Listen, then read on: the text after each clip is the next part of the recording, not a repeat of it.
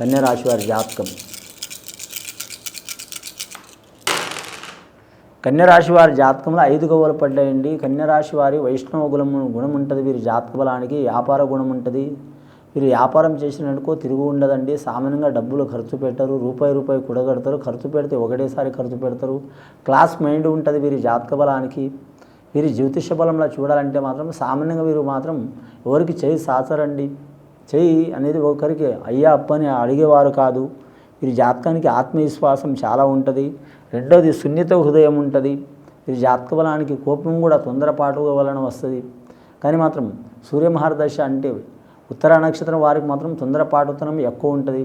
కానీ హస్త నక్షత్రం వారికి మాత్రం ఆలోచన శక్తి చాలా ఉంటుంది. నిదానమైన యోగం ఉంటుంది. గణపతి మహారాజు పుట్టిన హస్త నక్షత్రం అండి. ఆ విఘ్నేశ్వరుడు పుట్టిన హస్త నక్షత్రం వారికి అయితే ఓపిక చాలా ఉంటుంది. ఉత్తర నక్షత్రం వారికి మాత్రం హడావుడి ఉంటుందండి వారి జాతక బలానికి.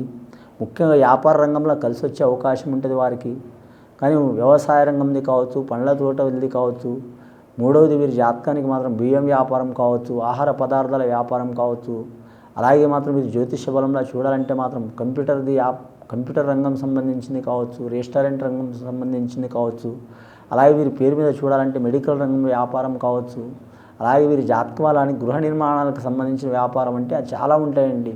ప్లాస్టిక్ అయినా సరే, టీవీ అయినా సరే, ఇంకా స్టీల్ సామాన్ అయినా సరే, మనం వాడే వస్తువులన్నీ సెల్ ఫోన్ ఉంటాయండి, చాలా వరకు ఉంటాయి. అలాంటి వ్యాపారం చేసేవారు కలిసి వచ్చే అవకాశాలు ఉంటాయి. వీరికి కలిసి రాని వ్యాపారం అంటే లెదర్ వ్యాపారం అండి. లెదర్కి సంబంధించిన వ్యాపారం కలిసి రాదు. చెప్పుల వ్యాపారం కావచ్చు, షూల వ్యాపారం కావచ్చు, కలిసి రాదు వీరి జాతకానికి. వస్త్ర వ్యాపారం కూడా కలిసి వచ్చే అవకాశం ఉంది.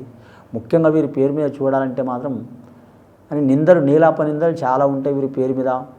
కానీ స్త్రీలకు మగవారి నుంచి నిందలు ఉంటాయి, మగవారికి స్త్రీల నుంచి నిందలు ఉంటాయండి. మాత్రం వీరి జాతకంలో చూడాలంటే మాత్రం వ్యసనం అయితే వీరికి సామాన్యంగా పారదండి. ఏదైనా వ్యసనం పారిందనుకో మాత్రం చాలా ఇబ్బందికరమైన పరిస్థితి ఉంటాయండి. వ్యసనాల్లో 6 వ్యసనాలు ఉంటాయండి. ఒక్క వ్యసనం అంటూ కాదు. అరిసెడుగా వర్గాలు ఉంటాయి. కొందరికి మోహం ఉంటుంది, కొందరికి కామం ఉంటుంది, కొందరికి క్రోధం ఉంటుంది, కొందరికి లోభం ఉంటుంది, కొందరు మదమాశ్చర్యం ఉంటుంది.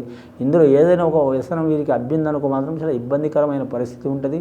గొప్ప ఇంటిలో పుట్టి ఆ ఇంటికి మాత్రం చాలా వరకు చెడు పేరు తెచ్చుకునే అవకాశం ఉంటుంది. కాబట్టి ఇలాంటి చికాకు దరిద్ర బాధలు తొలగిపోవాలంటే మాత్రం పెద్దల మాట ప్రకారం నడవాలి.